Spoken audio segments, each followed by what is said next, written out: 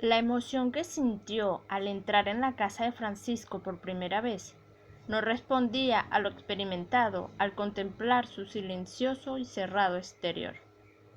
No percibió un ambiente de dramática soledad, sino de vigorosa luminosidad. Las habitaciones estaban desnudas y eran de una sencillez extraordinaria. La casa parecía expresar la habilidad, la decisión y la impaciencia típicas de Francisco.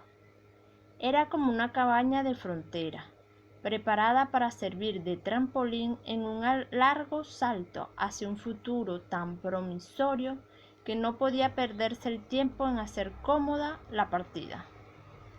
No tenía el aspecto de un hogar, sino el de un cobertizo de madera construido para albergar la base de un rascacielos. Francisco estaba en mangas de camisa, en medio de la sala de 10 metros cuadrados, como si fuera el amo de un palacio.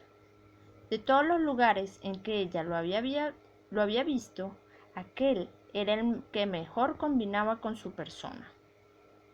De la misma forma que la sencillez de su ropa prestaba a su figura un aire de aristocracia superlativa, la rusticidad de la vivienda producía una impresión de nobleza.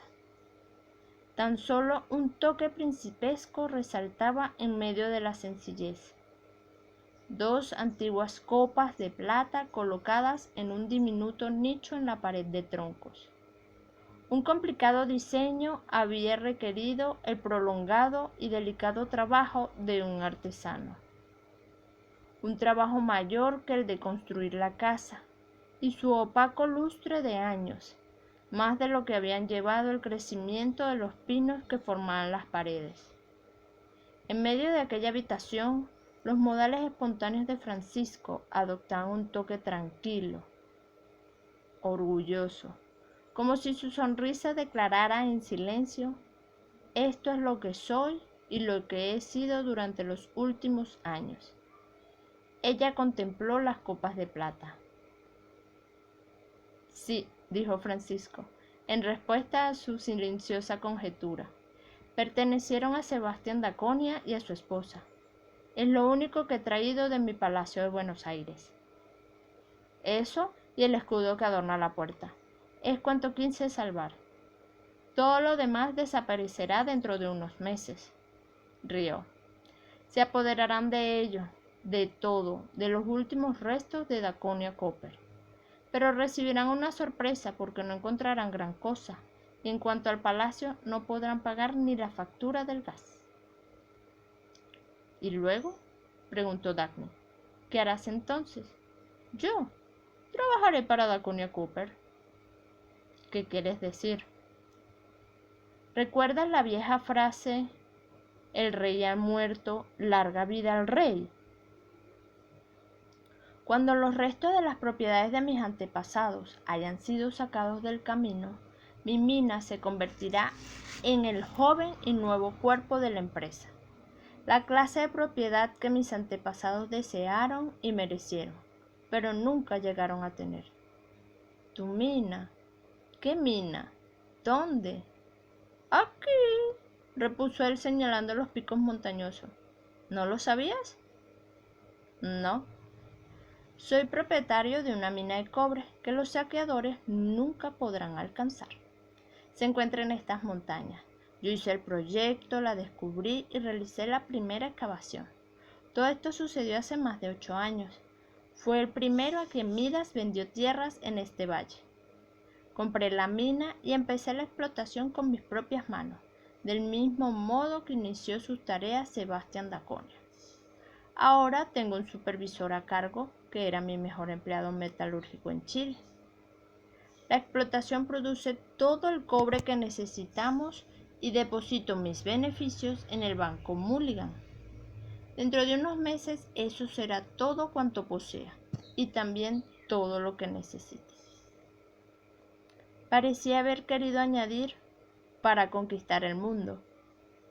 Y Daphne se maravilló ante la diferencia entre aquel sonido y el vergonzoso y pusilánime tono entre súplica de mendigo y amenaza de rufián que los hombres de afuera imprimían a la palabra necesidad.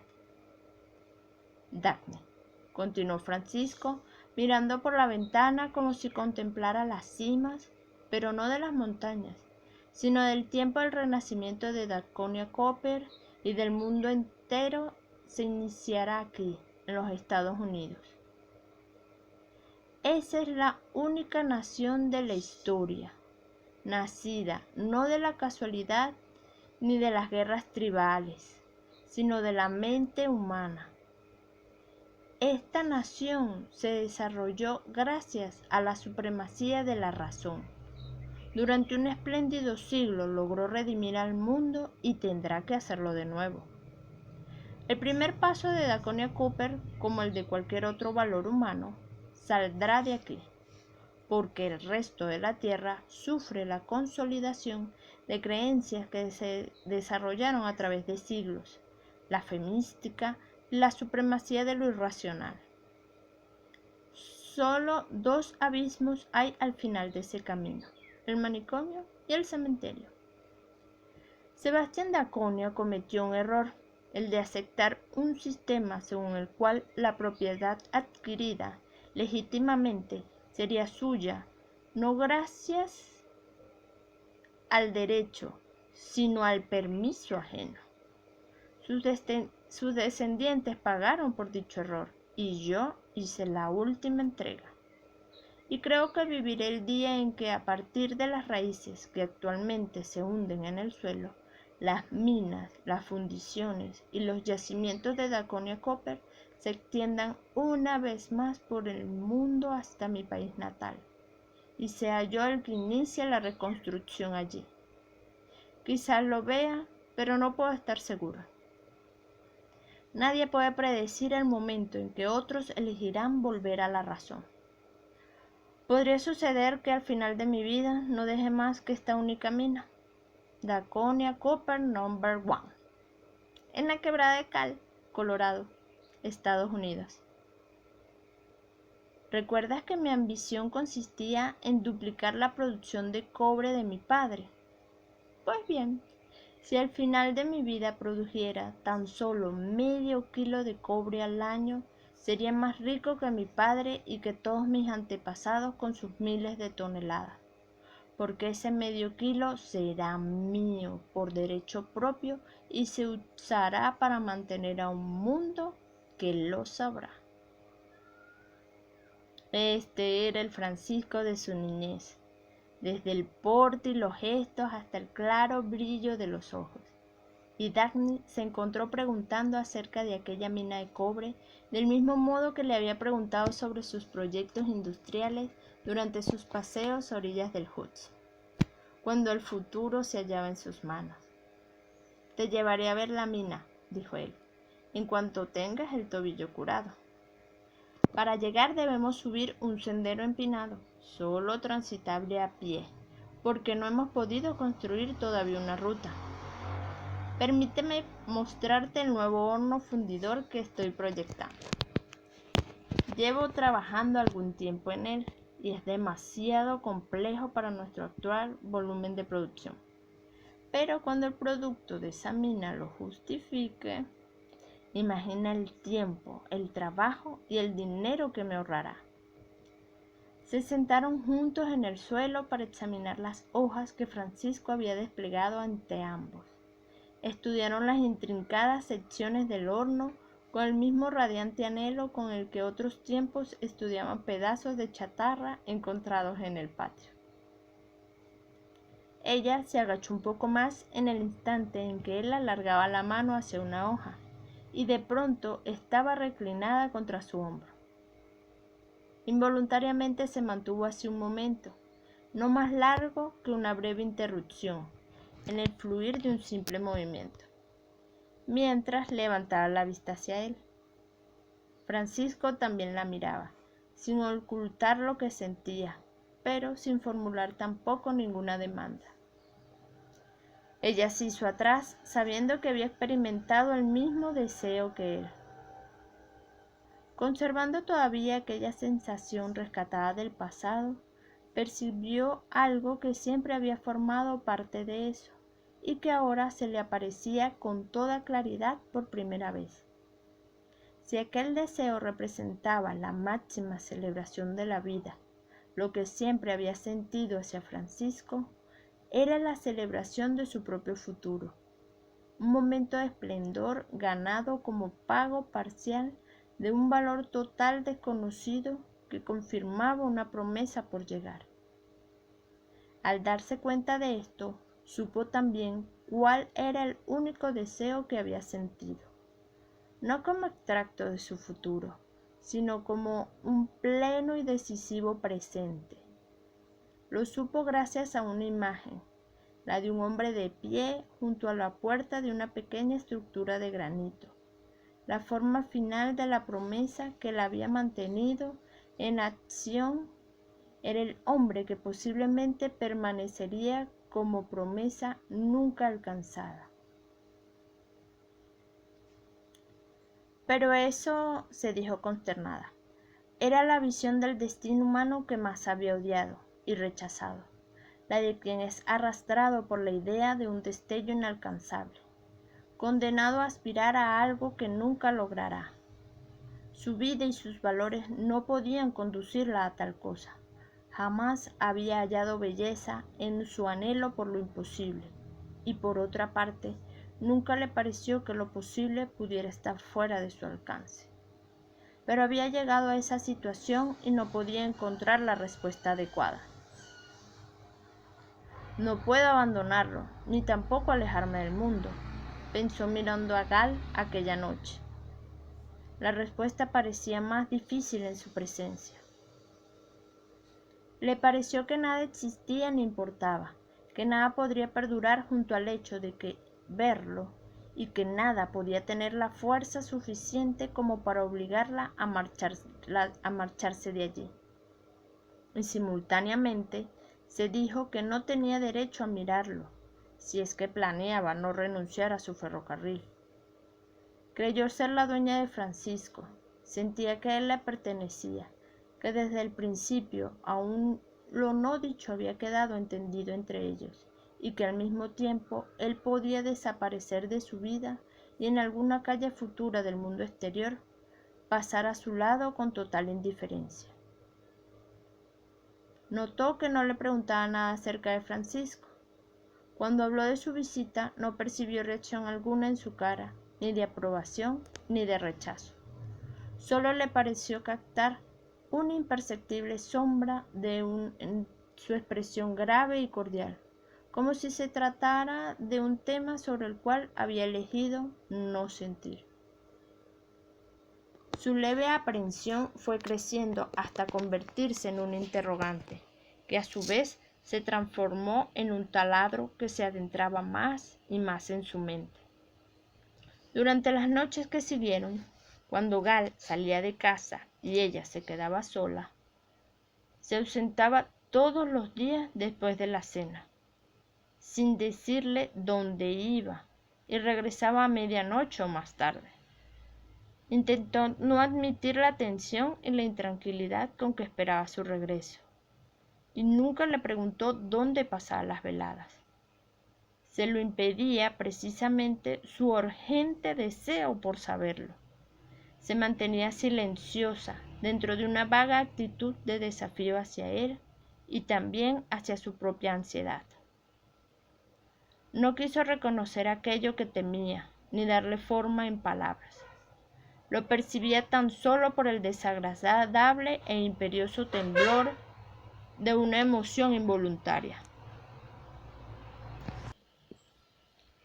Era un salvaje resentimiento jamás experimentado hasta entonces, y que constituía la respuesta al temor que hubiese una mujer en su vida.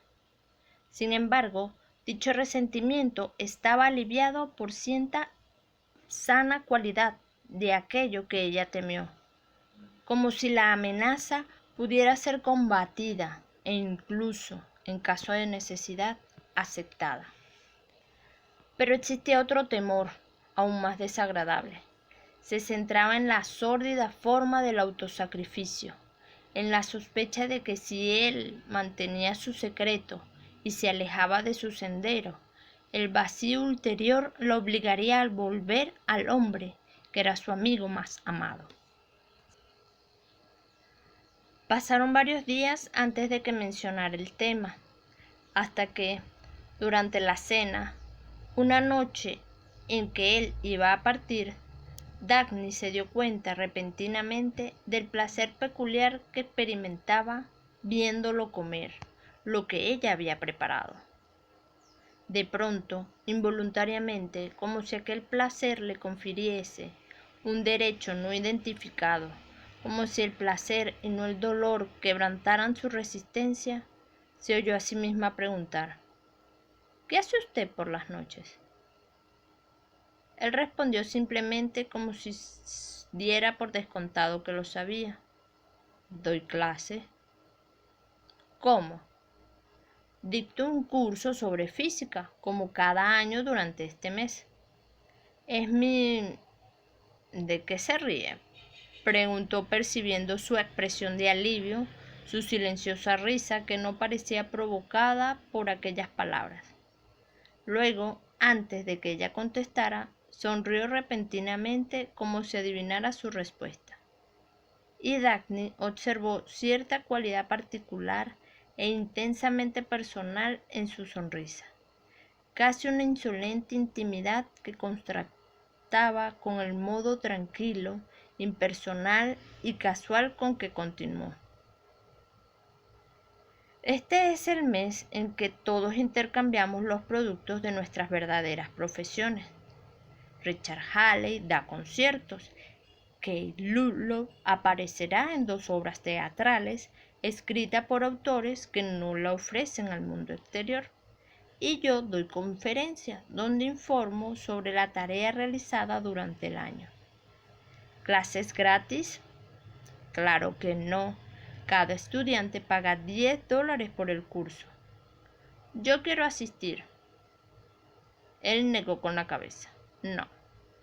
Usted podrá concurrir a los conciertos, a las obras teatrales o a cualquier acto de esparcimiento, pero no participará de mis clases ni de cualquier otra entrega de ideas que pueda llevarse en este valle.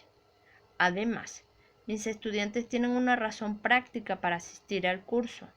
Son Dwight Sander, Lauren Hammond, Dick McNamara, Owen Kellogg y unos cuantos más. Este año contamos además con un principiante, Quentin Daniel. ¿De veras?, preguntó Dagny casi celosa. ¿Cómo puede permitirse una cosa tan cara? Tiene crédito. Le he proporcionado un plan de pagos en cuotas. Se lo merece. ¿Dónde dicta esas conferencias? En el galpón de la granja de Dwight Sanders. ¿Y dónde trabaja durante el año? En mi laboratorio. ¿Dónde está su laboratorio?, preguntó ella con precaución. ¿Aquí en el valle? Gal sostuvo su mirada unos instantes, permitiéndole observar que en la suya se pintaba una profunda jovialidad y que conocía cuál era la intención de la pregunta. Y luego contestó: no. ¿Ha vivido en el mundo exterior durante estos 12 años? Sí. Entonces, aquella idea le parecía insoportable. ¿Tenía usted algún empleo corriente, al igual que los demás? Claro. La chispa de sus ojos brilló más aún. ¿No irá a decirme que trabaja como auxiliar contable? No, nada de eso. ¿Entonces en qué? En aquello que el mundo quiere que haga. ¿Dónde? Él negó con la cabeza. No, señorita Taggart, no puedo suministrarle esa información. Por si usted elige dejar este valle.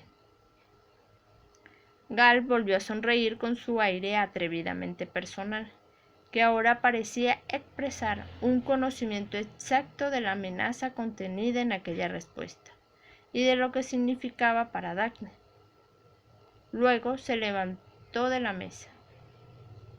Cuando se hubo marchado, en el silencio de la casa, Dagny sintió el paso del tiempo como una opresión, una masa estacionaria y sólida que se prolongaba lentamente, a un ritmo que no dejaba punto de referencia para saber si lo que transcurrían eran minutos o horas.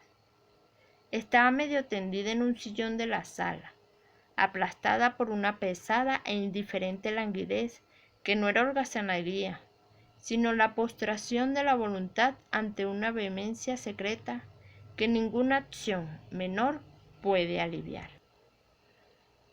Recostada, con los ojos cerrados y la mente moviéndose a través de un reino de nebulosa lentitud, se dijo que el agrado que había experimentado viéndolo comer la cena que ella había preparado surgía de saber que le proporcionaba un placer físico, que una forma de su satisfacción física procedía de ella. Existe una razón, pensó, por la que una mujer puede desear cocinar para un hombre, no como deber, no como ocupación rutinaria, sino como un raro y especial rito, en símbolo de... Pero, ¿en qué lo han convertido los predicadores del deber femenino? La realización de un trabajo castrador y penoso era celebrada como la virtud apropiada para una mujer, mientras que aquello que le da significado fue considerado un pecado vergonzoso. El trabajo de ocuparse de la grasa, el vapor y los residuos en una maloliente cocina era considerado una cuestión espiritual, un acto de obediencia con sus obligaciones morales, mientras que el contacto de dos cuerpos en un dormitorio se calificaba de indulgencia física, un acto de rendición a los instintos animales, sin gloria, significado ni orgullo espiritual, a ser invocado por animales involucrados. Se puso de pie de un salto, no quería pensar en el mundo exterior ni en su código moral. De todos modos, en realidad no era eso lo que la preocupaba, aunque no quería admitir el tema que su mente insistía en trapar y sobre la cual volvía, aún en contra de su decisión, como movida por una voluntad propia.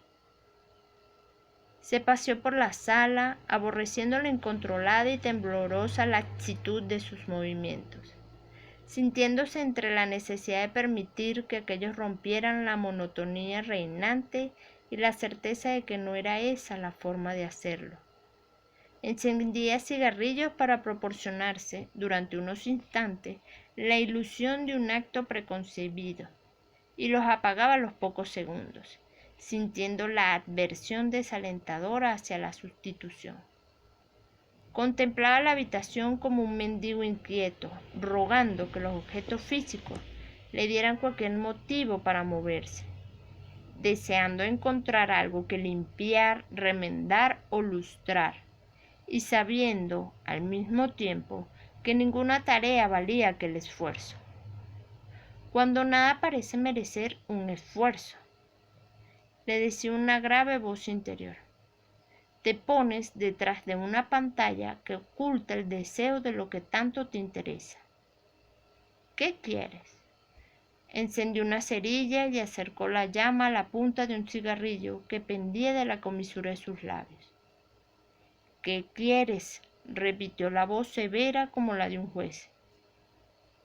Quiero que regrese, contestó Dagny en un grito silencioso arrojado a su sensor interno, del mismo modo que se arroja un hueso a un animal que nos persigue, con la esperanza de distraerlo para obtener una tregua. Quiero que regrese, repitió suavemente en respuesta a la acusación de que no tenía ningún motivo para estar tan impaciente. Quiero que vuelva, se dijo suplicante, contestando a la fría observación de que sus palabras no equilibraban la balanza del juez. Quiero que vuelva, gritó con rebeldía, esforzándose en no perder la protección de aquella frase. Sentía que se le caía la cabeza de cansancio y el cigarrillo que sostenía entre los dedos se había consumido casi por completo. Lo apagó y volvió a sentarse en el sillón. No trato de evitarlo, pensó. No trato de evitarlo. Lo que pasa es que no encuentro salida. ¿Lo deseas?, continuó la voz mientras ella avanzaba por una niebla espesa. Lo tienes al alcance de tu mano, pero todo lo que no sea aceptación total, convicción absoluta, constituye una traición a lo que él es. Entonces dejaré que me maldiga, pensó Daphne, como si la voz estuviera ahora perdida entre la niebla y no lo oyera. Dejaré que mañana me condene, pero ahora quiero que vuelva. No percibió ninguna respuesta porque su cabeza ya se había apoyado suavemente en el sillón. Estaba dormida. Al abrir los ojos, lo vio a muy poca distancia, mirándola como si llevara allí bastante tiempo. Con una gran calidad